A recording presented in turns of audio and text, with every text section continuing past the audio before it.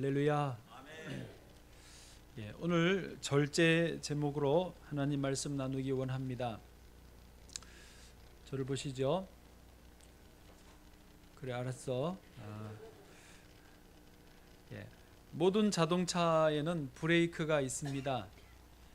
악셀을 밟아서 속도를 높이고 또 브레이크를 밟으면서 속도를 조절하고 멈출 수도 있습니다. 그래서 악셀과 브레이크로 자동차 전체를 통제하는 것이지요. 자전거나 오토바이에도 브레이크가 꼭 있습니다. 그 아이들이 신는 신발, 바퀴가 있는 신발 휠리스에도 브레이크 기능이 있지요. 그게 없으면 큰 사고 날 겁니다. 어쨌든 멈출 수 있는 작동 기제가 있는 것입니다. 여러분, 브레이크 없이 달리는 것은 매우 위험하고요. 브레이크가 고장 나거나 작동 안 하면 대형 사고가 나기 쉽습니다. 제가 초등학교 5학년 때로 기억을 합니다. 동네에 남수라는 4학년짜리 동생이 있었습니다. 그런데 그 남수네 집에는 자기 아버지가 타는 자전거가 있었어요.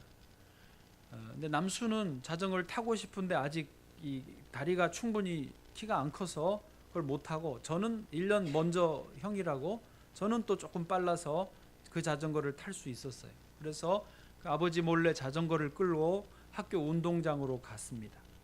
제가 앞에 타고 연습을 한 다음에 남수를 뒤에 태웠어요. 걔네 집 거잖아요. 그래서 한참 그 운동장에서 그렇게 자전거를 타고 놀았습니다. 남수를 뒤에 태우고. 그러다가 이제 해가 기울어 갈 때쯤에 빨리 집에 가자. 그래서 자전거를 탄 채로 그 남순의 집으로 가게 됐습니다.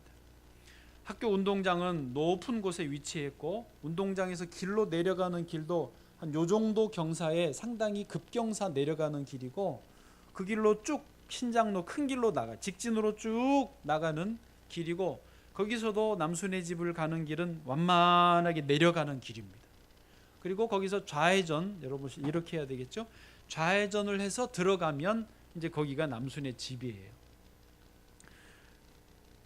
운동장에서 남수를 태우고 내려가는데 그 경사에 얼마나 자전거가 빨리 내려가는지요, 너무 재밌더라고요. 저도 소리 지르고 남수도 좋아라 하고, 그리고 이제 그 완만한 경사의 길로도 쫙 가는데 너무 신났어요. 근데 그때 브레이크 잡을 생각을 못 한 거예요. 그리고 드디어 좌회전을 할 때가 왔습니다. 좌회전을 이제 제 기준으로 이렇게 해야 되는데, 그때 브레이크를 잡아야 되는구나 라고 순간 생각이 스치기는 했지만 이미 늦었습니다. 브레이크를 잡기는 잡고 또 좌회전을 해야 되니까 몸을 틀면서 뒤에 남수 태우고 이렇게 핸들을 돌렸습니다. 근데 관성의 법칙에 의해서 밀려가면서 왼쪽으로 틀어지기는 했지만 밀려가면서 왼쪽에 이제 그 왼쪽 길에 오른쪽에 있는 가로수들이 있어요. 그 뒤는 경찰서고, 그 경찰서 다음에 나무 가로수들이 일정하게 있는데 아마 두 번째 혹은 세 번째 가로수를 정면으로 갔다가 들이받아 버린 것 같아요. 그리고 저하고 남수는 나가 떨어지고 자전거도 튕겨서 어디론가 사라졌습니다. 다행히 정신을 잃지 않고 어떻게 일어나서 보니까 머리는 안 터지고 뼈도 괜찮고 이렇게 상처만 났어요. 이렇게 끌켰어요. 남수도 보니까 얘가 안 죽고 살아 있어요. 그리고 자전거 어디 갔나 보니까 자전거가 완전히 앞바퀴가 찌그러져 가지고 저쪽에 나뒹굴어져 있어요. 사진 한번 보세요. 그때 찍은 사진이 아니고 그때는 사진을 찍을 그때 시절도 아니고, 제가 인터넷에서 좀 비슷한 거를 찾다가 일본에 저 사진이 하나, 일본에서 누가 올렸는데, 그때 저희 자전거는 저 앞바퀴보다 훨씬 심각하게 찌그러졌습니다.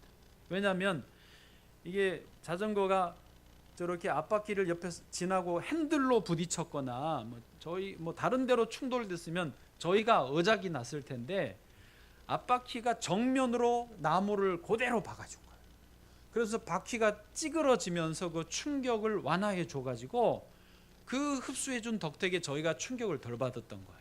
생각해 보니까 하마터면 그때 갈 뻔했습니다. 오늘 나눌 말씀의 주제 절제에는 브레이크와 같습니다. 만일 우리 인생길에 절제가 적절하게 이루어지지 않는다면 한동안은 재미있겠죠. 인생이 신난다고 막 놀고 다니겠죠. 그러나 오래 가지 못해서 큰 사고가 날 수 있습니다. 운전을 해보시면 알겠지만 브레이크도요, 미리미리 살살 밟고 가야지 급한 순간에 밟으면 그거를 급브레이크라고 하지 않습니까? 예, 그거 굉장히 위험합니다. 늦는 경우가 많습니다. 자, 오늘 말씀 나누면서 저와 여러분이 절제가 점검되기를 원하고 절제가 회복되기를 원하고 절제를 할 수 있게 되기를 소망합니다. 오늘 본문 말씀에 의하면 절제는 성령님이 주시는 열매다라고 되어 있습니다. 22절, 23절을 한번 쭉 9가지 열매 생각하면서 읽어보겠습니다. 시작. 오직 성령의 열매는 사랑과 희락과 화평과 오래 참음과 자비와 양선과 충성과 23절 온유와 절제니 이 같은 것을 금지할 법이 없느니라. 아멘. 자, 저를 보십시오. 우리가 예수님을 믿으면 그리스도인이 됩니다.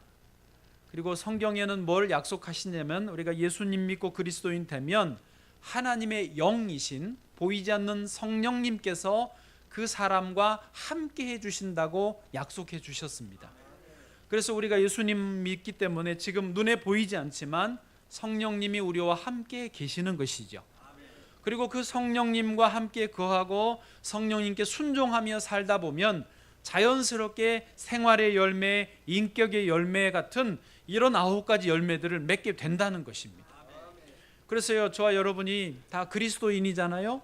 그래서 예수 믿는 사람들은 이제 본문 22절부터 보시면 대체로 예수 믿는 사람들이 사랑이 많아요. 아멘을 안 하시네.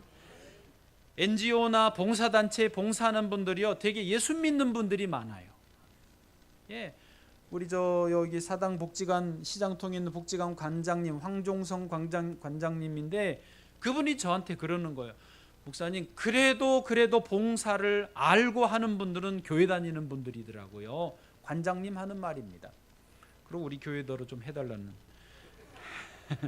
또 예수 믿는 분들은요, 희락, 기쁨이 있어요. 늘 그래도 이유 없이 웃는 분이 예수 믿는 분이에요.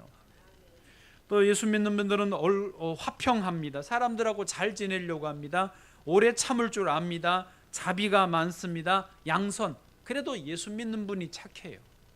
충성, 예수 믿는 분들이 뭔 일을 해도 열심히 합니다. 충성스럽게 하지 요령을 안 피운다는 건 아니지만은 덜 피우고 합니다. 23절, 그래 예수 믿는 분들이 온유해. 성격이 그래도 둥글둥글하고 막 괴팍하게 그래도 성을 안 낸다는 건 아니지만 덜 낸다는 것이죠. 절제합니다. 예수 믿는 분들이 절제해야 되는 것도 알고 절제를 하려고 노력을 한다는 것이죠.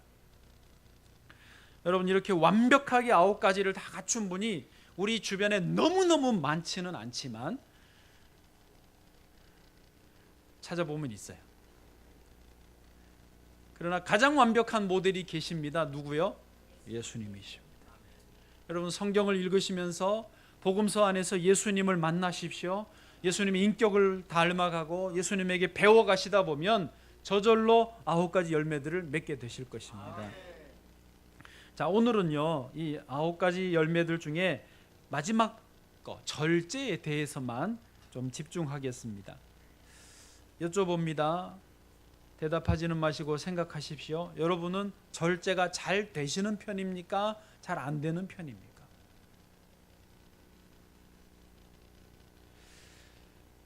또 너무 대답하지 말라 그랬더니 이렇게 표정 관리를 너무 잘하십니다. 절제가 대부분은 잘 안 되십니다. 제가 보기로는 그렇습니다. 그런데 정말 어쩌다가 절제가 되는 분들이 계시는데 대체로 나이가 많으시거나 아니면 몸에 이제 병이 찾아와서 의사가 절대 먹으면 안 됩니다. 이거 먹으면 죽습니다라고 경고를 받으신 분들이 절대 안 드십니다. 누구라고 말할 수 없지만 우리 심장로님이 자판기 커피를 절대 안 드시더라고요. 얼마 전까지 막 사서 돌리시고 인심을 쓰시던 요즘은 커피를 안 드세요. 저도 몇 번 자꾸 헷갈렸는데 장로님 왜 커피 안 드세요? 당뇨 때문에. 절제가 자동으로 됩니다. 예.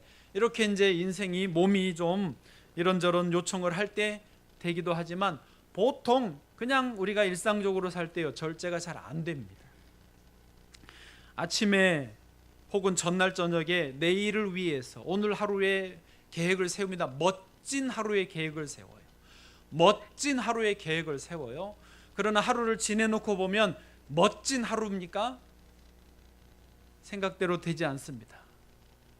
그래 다시 마음을 가다듬고 다시 멋진 하루의 계획을 세워요. 시간을 이렇게 쓰고 할 일이 이렇게 되고 만남을 어떻게 갖고 돈 관리 어떻게 하고, 그러나 또 지나보면 멋진 하루는 어디 가고 전혀 안 멋진 힘든 하루만 지나가는 것입니다. 그런데 이제 이게 한 달이 반복되고 내년에 또 해봤다가 안 되고 또 2, 3년 또 해봤다가 안 되면 결국 그 사람은 어떻게 하냐면 아예 멋진 하루의 계획을 세우지 않습니다. 왜? 계획을 세울수록 상처만 받아. 기분만 나쁘잖아요. 그래서 아예 계획을 세우지 않습니다.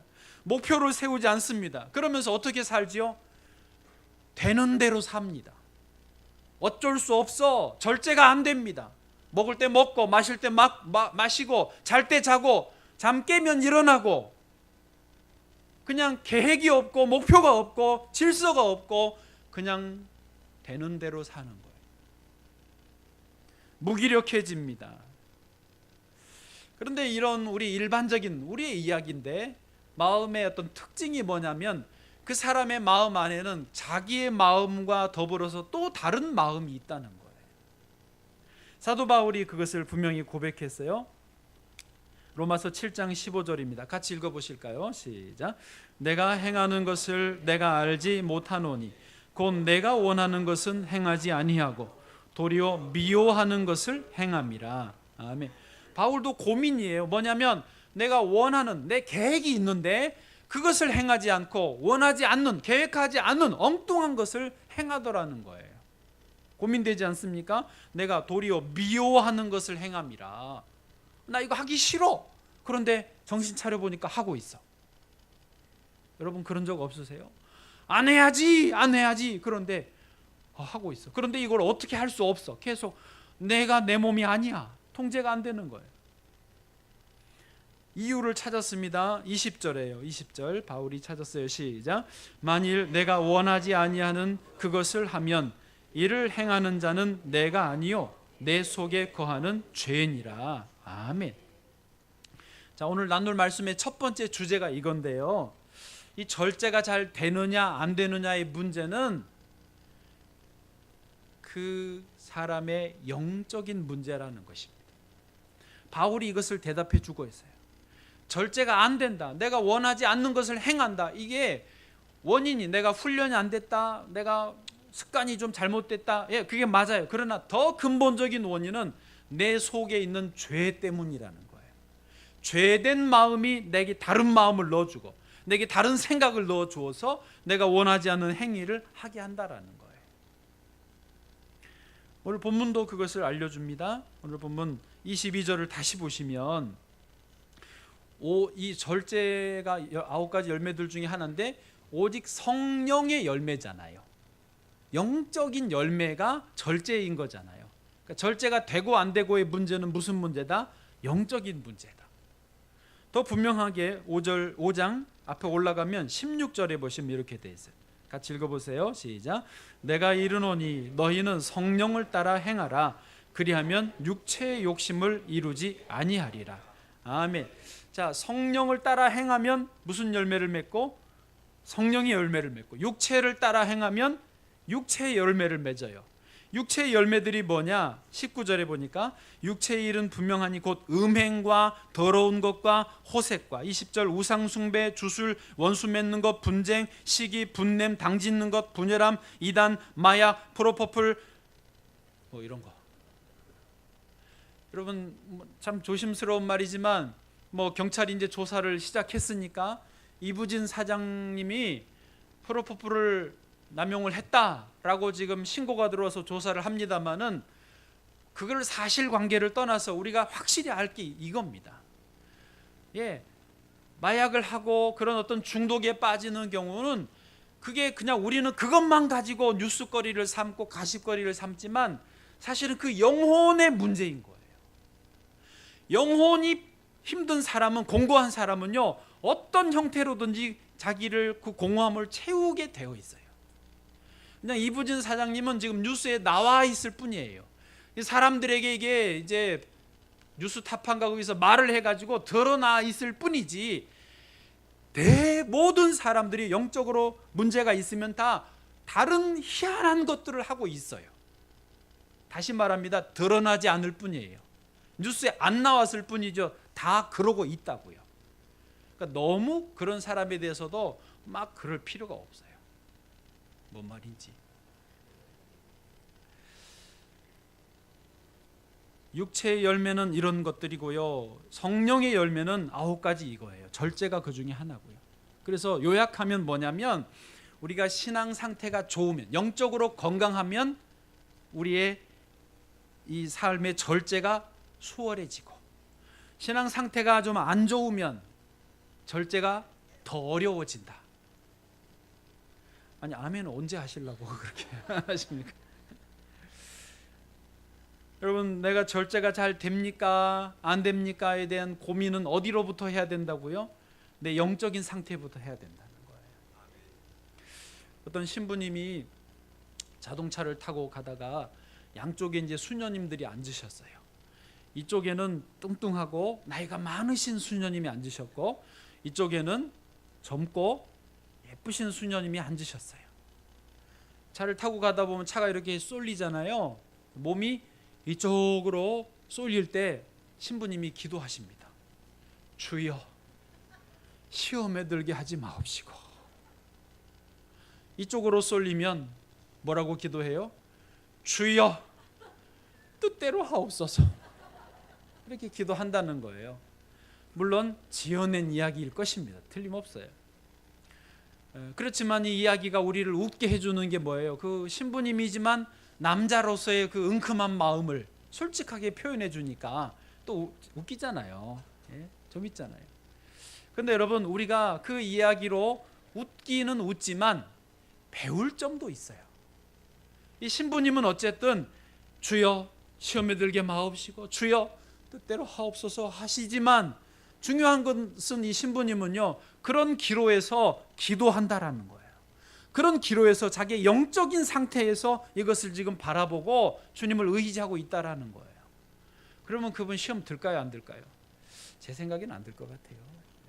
들어도 한계가 있죠.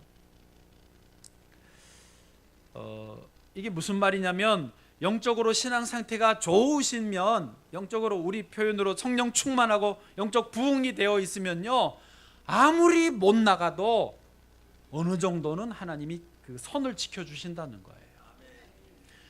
어떤 목사님이 예화를 들어서 제가 딱 맞다 싶어서 좀 가져왔는데, 어떤 분이 이제 직장에서 회식을 했다고 해요. 술을 거나게 마셨어요. 2차를 갔어요. 노래방에서 실컷 노래를 불렀어요. 그리고 이제 이게 좀 선이 너무 넘어가서 3차까지 가서 여간방까지 갔다 와 버렸어요. 자, 요 사건을 놓고 우리처럼 예수를 믿는 사람, 주의 영이 있는 사람들은 이것을 어떻게 보냐면, 내가 미쳤지. 주여, 정말 큰일 났습니다. 내가 어제 제정신이 안 좋습니다. 그리고 부끄러워하고 막 낯뜨거워하고 이거 어떻게 할지 몰라서 안절부절합니다. 말도 못합니다. 그런데요, 영이 다른 사람, 세상이 전혀 안 믿는 사람들은 이것을 어떻게 보죠? 안 믿는 사람들은요, 그 중에 그나마 좀 착하고 양심이 있는 분들은 나 어제 실수했네. 어떡하지? 참. 3차 안 갔어야 되는데. 그때 막 이러면서 정도 반응을 합니다. 그런데요, 안 믿는, 영이 완전히 다르면서도 그쪽으로 완전히 가버린 분들은 친구한테 전화합니다. 야, 나 어젯밤에 기가 막혔다. 너무너무 재밌었다. 자랑을 하는 거예요. 그 친구도 야, 너 너무 좋았겠다. 부러워하고요. 여러분이 그렇다는 게 아니고, 우리는 첫 번째, 여러분 무슨 말인지 이해되세요? 영적 일이라는 거예요. 좋은 나무가 좋은 열매를 맺고 나쁜 나무는요 죽었다 깨어나도 좋은 열매를 맺을 수 없습니다. 콩 심은 데 콩이 나고 팥 심은 데 팥이 나듯이 우리가 영적으로 본질이 먼저고 현상이 그 다음이에요. 말 이해하세요? 본질이 새로워지면 자연스럽게 현상은 새로워진 것들이 나오게 돼 있어요. 근데 우리가 절제가 왜 안 될까? 절제에 대해서만 자꾸 붙잡고 있으면 해결이 안 되는 거예요. 네, 영을 바꿔야 되는 거예요.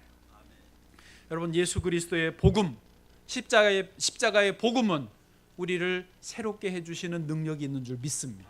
우리 심령을 새롭게 해주시고 자연스럽게 우리의 생각도 바꿔주시고 삶의 습관도 바꿔주시고 그래서 열매도 바꿔주시고 인생의 길 자체가 새로워지게 해주시는 것을 믿으시기 바랍니다. 두 번째입니다. 그러면 어떻게 해야 할까요? 이죠. 어떻게 해야 우리가 이 절제 열매를 그럼 맺을 수 있습니까? 이미 말씀드린 것처럼 두 번째 주제가 뭐냐면 그래서 성령님과 함께 해야 되고 성령님께 순종해야 됩니다. 따라서 성령님과 함께하고 순종하자. 그러면 열매가 저절로 맺혀지니까요. 그런데 여러분 되물으실 거예요. 어떻게 성령님과 함께합니까? 구체적으로 어떻게 해야 성령님과 함께하고 성령님께 순종할 수 있습니까? 그 방법이 뭐예요? 라고 되물으실 수 있습니다. 저도 고민 많이 해서요 대답을 좀 해드려 볼게요. 이겁니다. 한번 따라하세요. 성령님. 일단 성령님을 부르시는 거예요. 그러면 성령님이 함께 하세요. 왜냐하면 사실은 이미 성령님이 우리가 예수 믿을 때 함께 하신다고 했거든요.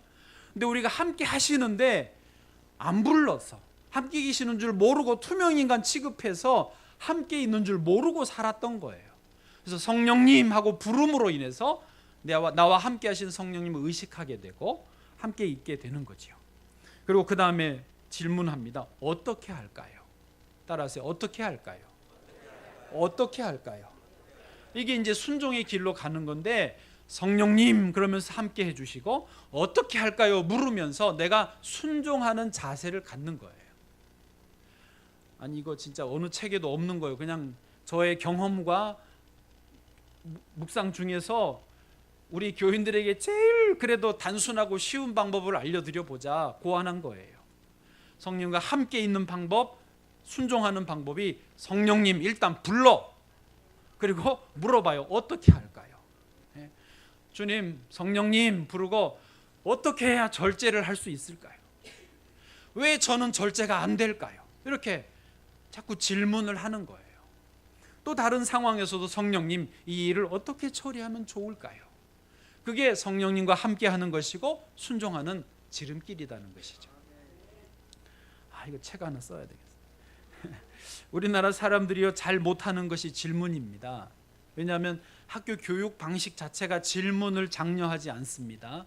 그래서 그 유명한 이야기 있잖아요. 오바마 미국 대통령이 한국 방문했을 때 그 외신 기자들, 한국 기자들 다 모였는데 질문하라고 한국 기자들에게 기회 주겠다고 했는데 한국 기자들이 눈만 끄뻑끄뻑 뜨고 있으셨대요. 왜? 갑자기 질문하라 그러니까 질문할 수가 없었나 봐요. 그래서 중국 기자가 같이 머리 감아가지고 까만 머리 또 그게 뉴스거리인데 하여튼 내가 질문하겠다 그래. 아니 중국 사람 말고 한국 사람에게 기회를 주겠다 그래도 질문을 결국은 못했대요. 글쎄 창피해. 나 뜨거워. 헐 대박이에요. 여러분 질문을 한다라는 말은 질문이 있다라는 말은 뭐냐면 그 사람에게 고민이 있다라는 거예요. 생각이 있다라는 거예요. 평소에 생각을 하고 산다라는 거예요. 질문이 없다라는 말은 생각이 없다라는 거예요. 어뮤즈먼트라는 말이 있어요. 롯데월드, 서울랜드, 에버랜드 또 뭐 있어요? 명성랜드 하여튼 뭐 이런 놀이시설을 가지고 어뮤즈먼트라고 합니다. 그걸 보여주세요. 이 어뮤즈먼트가 놀이시설을 놀이공원을 말하는 건데 단어를 분석해 보면 재미있습니다. 가운데는 뮤즈, MUS이죠. 뮤즈라는 말이 무슨 뜻이냐면 사색하다, 골똘히 생각하다예요. 예? 그래서 저 뮤지엄에 하면 들어보셨죠? 박물관, 미술관이에요. 그래서 박물관, 미술관 같은 데 가서 예술작품 앞에 놓고 가만히 쳐다보면서 생각에 잠기죠. 그런 곳이 박물관이에요. 미술관, 생각하게 만들어주는 곳, 뮤지엄이에요. 그런데 어뮤즈먼트는 뮤즈 앞에 어를 붙였어요. 어가 이게 골치 아픈 단어예요. 이게 정반대로 말을 뒤집어 버리는 뜻인데 뭐뭐로부터 멀리 떨어진, 뭐뭐로부터 분리된 그런 뜻입니다. 어가. 그래서 어뮤즈는 생각 없이, 먼트, 그래서 놀이시설, 놀이공원에 가서 아무 생각 없이 신나게 놀자. 그게 어뮤즈먼트, 놀이공원이에요. 여러분, 놀이공원 우리 아이들도 좋아하는데 청소년들, 자녀들도 다 좋아하지 않습니까? 하루 정도 날 잡아서 어뮤즈, 아무 생각 없이 좀 놀자 필요합니다. 예, 공부할 때 힘드니까. 그런데 문제는 이게 뭐냐면 요즘에는 놀이공원 가야 어뮤즈먼트가 되는 게 아니라 평소에도 어뮤즈가 되는 거예요. 스마트폰. I hate 스마트폰. 스마트폰을 들고 여러분 동영상 볼 때 생각하고 보세요. 생각 없이 보게 됩니다. 생각할 필요가 없습니다. 왜냐하면 영상은 모든 것을 다 해결해 주기 때문에 제가 내 자신이 뇌를 돌릴 필요가 없어요. 여러분 SNS 이런 것 저런 것 쭉 보실 때 생각하면서 보세요. 생각 없이 보게 되어 있습니다. 그런 걸 보다가 글이 긴 거 있으면 읽어요, 안 읽어요? 절대 안 읽습니다. 어느 놈이 이렇게 길게 썼어? 그러고는 팍팍 넘기지요. 무슨 말이냐면 스마트폰 평소에도 어뮤즈 상태로 살아가는 거예요. 고민이 없어요. 질문이 없어요. 그러니까 삶의 변화도 없고요.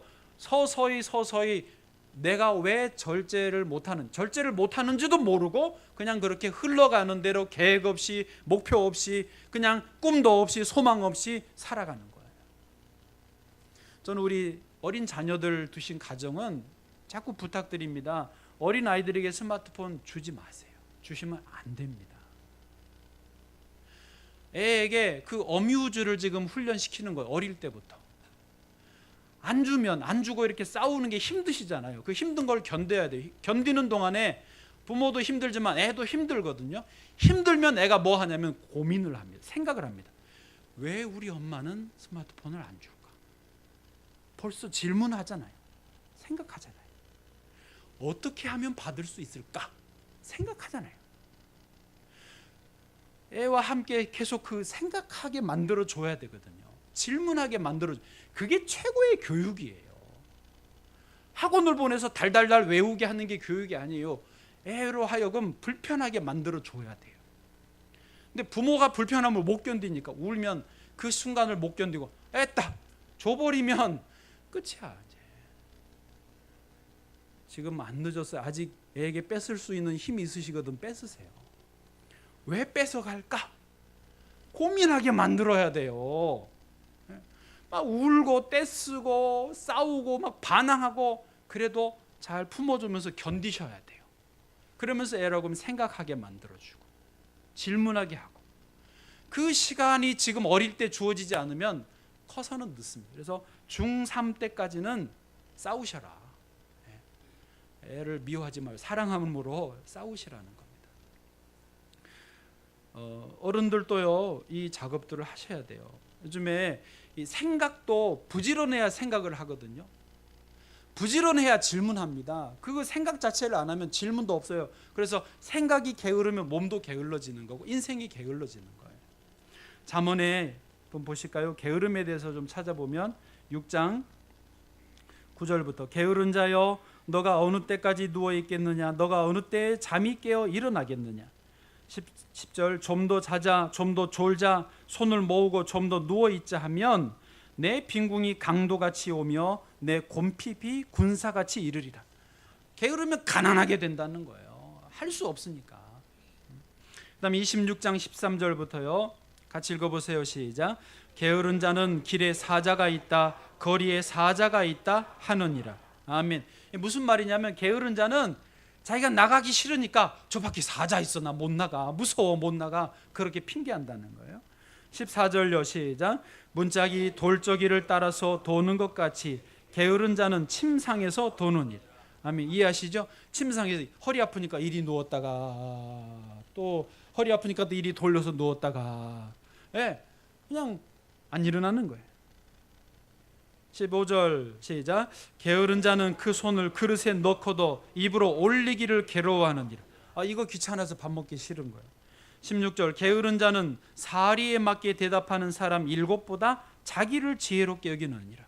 이게 정말 무지의 게으름인데요. 자기보다 똑똑한 사람 7명 있어도 자기가 더 잘났대, 자기가 더 잘 안다고 하는 거예요. 아예 생각을 안 하는 거죠. 여러분,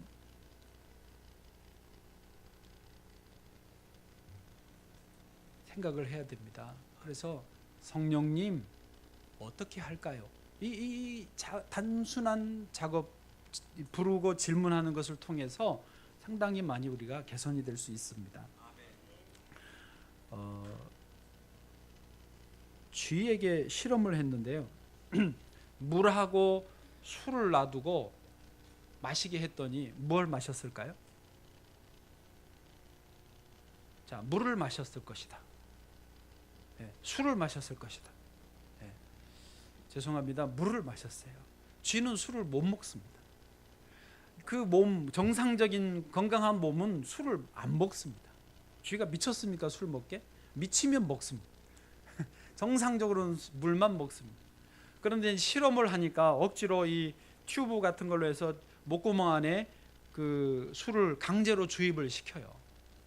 그리고 또 쥐에게 엄청난 스트레스를 줍니다. 바늘로 콕 찔러면 쥐익! 그러면서 아우 아파, 아우 짜증나, 아우 힘들어, 막 스트레스 받아. 그러면 자기도 모르게 제정신이 아니고 술을 먹습니다. 그래서 쥐에게 술을 중독을 시켜요. 그럼 쥐가 이제 술에 중독되면 물을 치우고 술만 놉니다. 그럼 술을 잘 먹습니다. 술이 치여가지고 비틀비틀거리고, 술을 안 주면은 떱니다. 술 찍찍 술, 그러면서 술 달라고 그러는 거예요. 이게 이제 뇌가, 온 몸이 술에 쩔은 거죠. 중독이죠, 중독. 중독이 다 된 다음에 또 실험을 합니다. 이제 술을 치워버려요. 물만 놔요. 물을 먹어요, 안 먹어요? 안 먹습니다. 왜냐하면 몸에 이 술이 쩔었기 때문에 술을 계속 원하는 거예요. 지가 죽어도 술을 먹어요. 술을 안 주고 계속 물만 주니까 어쩔 수 없이 목말라서 물을 살짝 한 모금 먹습니다. 또 한 번 먹습니다. 또 먹습니다. 그렇게 시간이 지나면서 점점 몸 안에 알코올이 좀 빠지고 물이 이제 돌죠. 그러면서 조금씩 회복이 되는 거예요. 그 과정이 굉장히 고통스럽습니다. 그런 걸 금단현상이라고 하잖아요. 막 떨면서. 그래도 술이 없으니까, 쥐가 어떻게 살 돈이 없으니까 물만 먹다가 어느 정도 되면 몸이 이제 살아납니다. 다시 회복이 되는 거예요. 상당히 고통스럽고 시간이 걸리죠. 여러분, 우리에게 안 좋은 습관, 나쁜 습관이 자리 잡고 있을 때 이것을 바꾸는 데는요, 고통이 따릅니다. 먼저 영을 바꾸고 나서도 시간이 상당히 흘러야 절제가 겨우 될 겁니다. 그렇게 되실 수 있기를 바랍니다. 이제 마지막으로 말씀을 마치면서 세 번째입니다. 우리는 왜 이 절제의 열매를 맺어야 할까요? 왜 우리가 절제하며 살아야 될까요? 일단 절제하면요, 내 자신이 상을 얻는 복이 있습니다. 고린도전서 9장 24절 같이요, 시작. 오직 상을 받는 사람은 한 사람인 줄을 너희가 알지 못하느냐. 너희도 상을 받도록 이와 같이 다름질하라. 아멘. 예, 한 사람만 상을 받아요. 그런데 그 상을 얻기 위해서는 절제해야 되는 거예요. 디모데후서 1장 7절 말씀입니다. 시작. 하나님이 우리에게 주신 것은 두려워하는 마음이 아니요 오직 능력과 사랑과 절제하는 마음이니. 아멘. 하나님 우리에게 절제를 주셨어요. 그리고 그 절제를 통하여 상을 얻게 되시기를 바랍니다. 그런데 더 근본적인 절제의 목적이 있습니다. 그것은 우리가 하나님께 영광되기 위해서, 우리가 믿는 그리스도 예수님께 영광되게 하기 위해서 우리는 절제의 열매를 맺어야 됩니다. 예수님 오시기 전에 그 그리스 철학자들이 기독교 시대 전에 그리스 철학자들이 이 절제에 대해서 이미 사상을 한번 정립을 했어요. 금욕주의라고. 그래서 스토아 철학자들이 이 금욕주의를 말했는데, 스토아 철학자 대표 제논이라는 사람이 이렇게 말했습니다. 삶의 행복은 마음의 평정에서 온다. 그 평온함은 욕심을 채우는 것이 아니라 욕심을 버리는 데서 찾을 수 있다. 너가 원하는 것을 얻으려 하지 말고 이미 얻은 것을 원하라. 뭐 이런 식으로 하여튼 말장난 같지만 삶의 행복은 평안함에서 온다. 그리고 그 평안함을 얻기 위해서는 절제해라. 뭐 이런 식인데, 이거는 이제 그리스 철학자들의 말이고, 우리 그리스도인은 절제하는 목적이 자기 행복을 뛰어넘어서 하나님의 영광입니다. 우리 그리스도인이 절제하는 삶을 살면 주님이 영광 받지 않으시겠어요? 그 절제가 필요한 것입니다. 자, 고린도전서 10장 31절 읽고 마치겠습니다. 시작. 너희가 먹든 마시든지 무엇을 하든지 다 하나님의 영광을 위하여 하라. 아멘.